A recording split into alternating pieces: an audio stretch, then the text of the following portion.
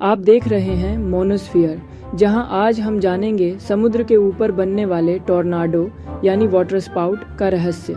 कल्पना कीजिए, शांत समुद्र की सतह से अचानक गर्म नम हवा ऊपर उठने लगती है। ऊपर से आती है ठंडी भारी हवा जो समुद्र की सतह की ओर तेजी से गिरती है। जब ये दोनों हवाएं टकराती हैं तो समुद्र के ऊपर बनती है एक घूर्णन करती दीवार, जैसे कोई अदृश्य शक्ति आकार ले रही हो। कुछ ही पलों में यह घूर्णन तेज होकर एक विशाल वाटर स्पाउट समुद्र के ऊपर उठता टॉर्नाडो का रूप ले लेता है। यही है समुद्र के ऊपर टॉर्नाडो बनने की कहानी, प्रकृति की अद्भुत शक्ति का एक शानदार उदाहरण। पर सवाल उठता है, अमेरिका में सबसे ज्यादा टॉर्नाडो आते कहां से हैं और क्यों? तो जवाब छिपा है मिसिसिपी नदी की घाटी में। एक नदी जो सिर्फ जल का बहाव नहीं है बल्कि दो हवाओं की मुलाकात का मंच है। उत्तर से बहती आती है ठंडी कनाडाई हवा, दक्षिण से उठती है मेक्सिको की खाड़ी से गर्म नमी, और जब ये दो विपरीत ध्रुव मिसिसिपी की घाटी में मिलते हैं तो आसमान में बनता है वो घूर्णन जिसे हम कहते हैं टॉर्नाडो।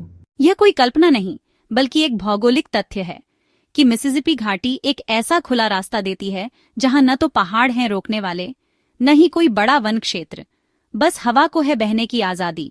और जब ये हवाएं टकराती हैं तो उठती है एक अदृश्य नली जो जमीन से बादलों तक जुड़ जाती है।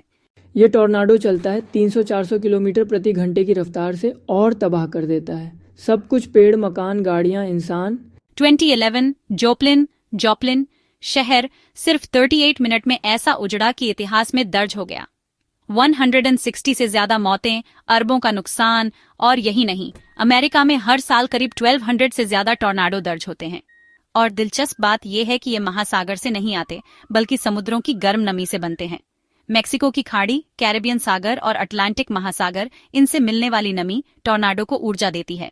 मगर एक सवाल आज भी खड़ा है, क्या ये प्राकृतिक घटना है या इंसानी गतिविधियों से बढ़ती गर्मी का परिणाम? क्या जलवायु परिवर्तन ने इस हवा के राक्षस को और तेज बना दिया है? यूपीएससी हो या यूजीसी नेट, इस प्रश्न का उत्तर जानना जरूरी है, क्योंकि ये सिर्फ भूगोल नहीं बल्कि मानवता का मुद्दा है। और यही है मोनोस्फीयर का मकसद, भूगोल को महसूस करना और उसकी गहराइयों तक जाना।